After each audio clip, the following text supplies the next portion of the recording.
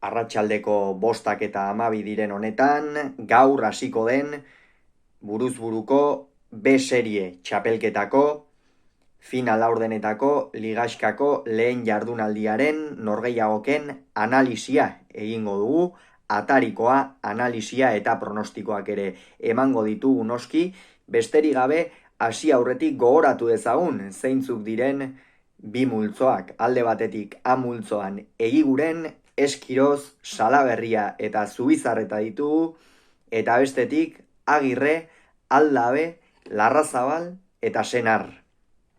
Bi multzoak ere oso irekiak, behar bada A multzoan konpetentzia gehiago egon daiteke B multzoan baina kontua kontu oso txapelketa irekia geratu da.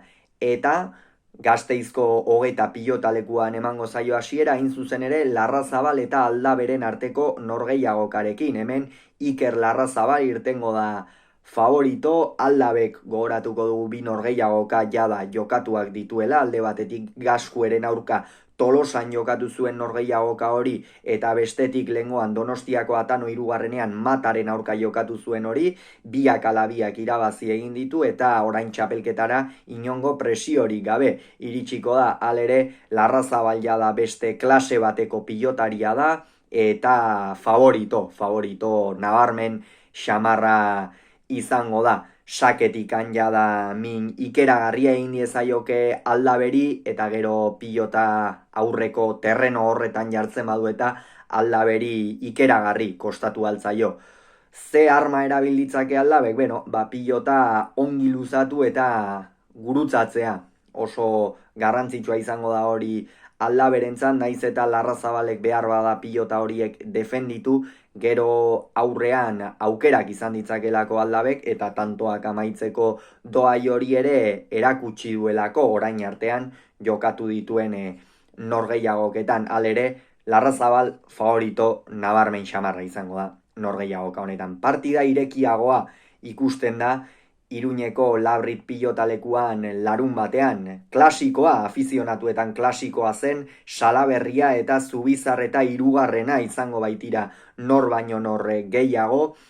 Goizuetarrak eta Ataundarrak askotan jokatu dute banaka elkarren aurka, bai buruzburu eta bai lauterdian, eta orain profesionaletan ere elkarren aurka izango dira. Hemen behar bada Iraitz Zubizarreta irtengo da favorito, batez ere Salaberriarena galdera ikur bat delako. Lehengo urtean finala jokatu zuen Bakaikoaren aurka, baina Salaberria ez da lehengo urtekoa. Lauterdian min hartu zuen, azken bi norgehiagokak lehen mailan utzi egin behar izan zituen, eta hori noski psikologikoki beretzako ere kolpe gogorra izango zen, eta kolpe are gogorragoa binakako promozio txapelketan edo beserie txapelketan jada lehen fasean etxera joan behar izatea.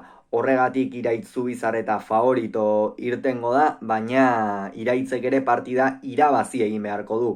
Eta irabazteko pilotaria badela erakutsi du. Lehengoan Unai Alberdiren aurka batez ere lehen zatian sekulako erakustaldia eman zuen Ataundarrak, ia dena ongi egin zuen, ongi irten zitzaion, eta pilota pixka bat luzatzen badu, eta partida bere terrenora edo beintza Salaberria deseroso edukitzen badu, irabazteko arazo handirik ez luke eduki behar. Eta aldiz, Salaberriak pilota ongi gurutzatu beharko du, batez ere horretan kostatu baitzitzaion aurrekoan Zubizarretari, ezkerrez eta defentsan behar bada hortxe kostatzen zaio gehien, eta Salaberriak horixe bilatu behar du gero errematerako. Ez dakigu, jokatuko duenerako puntu honean iritsia izango da Salaberria, baina Zubizarreta izango da favorito. Eta igandean Eibarko astelena pilotalekuan azken norgehiagoka, asteburu honetako azken norgehiagoka jokatuko dute Eskirozek eta Egiguren 5. Eskirozek jada jokatu du norgehiagoka bat, hain zuzen ere lehengo astean Zumaian Espositoren aurka jokatu zuen norgehiagoka hori, erraz gaiendu zitzaione Astigartarrari, eta Egiguren 5. igandean sartuko da buruzburu lehian eta favorito irtengo da. Urtengo txapelketarako ilusio berezia izango duela pentsatu daiteke. Orain artean ez du txapelik irabazi, lauterdian finalean sartu zen eta tanto bakar batengatik ez zuen txapelik eraman, binaka ere partida bakarrera izan zen finalean sartzeko eskuzarekin batera eta buruz burukora motivazio handiz iritsiko dela pentsa daiteke. Halere aurrean aurkari gaizto bat izango du.